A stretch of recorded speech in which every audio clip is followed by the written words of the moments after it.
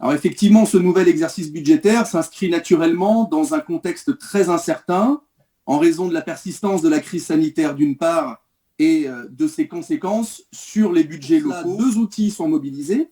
Le plan de relance métropolitain qui a été approuvé à l'unanimité et puis le pacte financier et fiscal au service du projet métropolitain. Alors je n'étonnerai personne en m'attardant un petit peu sur le volet recettes avec une hausse estimée de près de 19 millions d'euros entre 2021 et 2022, recettes nouvelles provenant en majeure partie des hausses d'impôts entérinées dans le pacte fiscal. Il conviendrait au moins que le timing pour augmenter la fiscalité des ménages n'est vraiment pas le bon.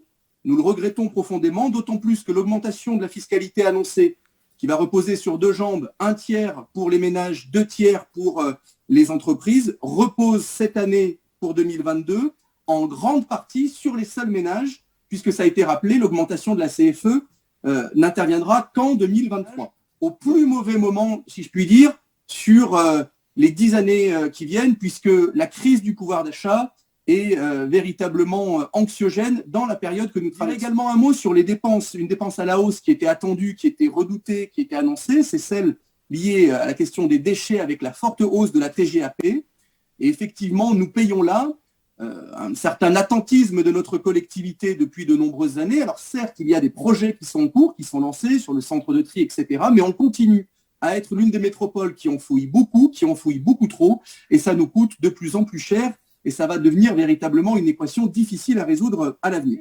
La situation financière de la collectivité à ce stade, en 2022, résulte davantage, ou du moins tout autant, du fait qu'on va faire la poche aux contribuables que de la qualité intrinsèque de la gestion qui est proposée. Des doutes aussi liés au fait qu'on nous annonce des montants assez colossaux pour des projets sur lesquels, jusqu'à il y a quelques heures, nous n'avions que peu ou presque d'informations. 43 millions d'euros pour la Cité du Design, 45 millions d'euros pour le Musée d'Art moderne.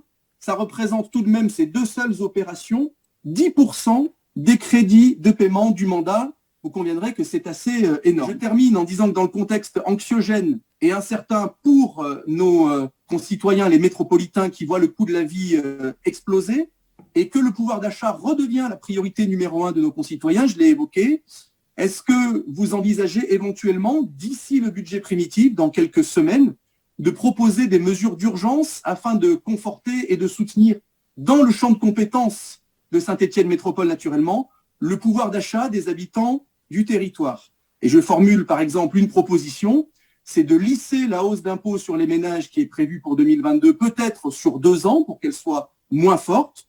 Voilà une proposition qui se veut constructive.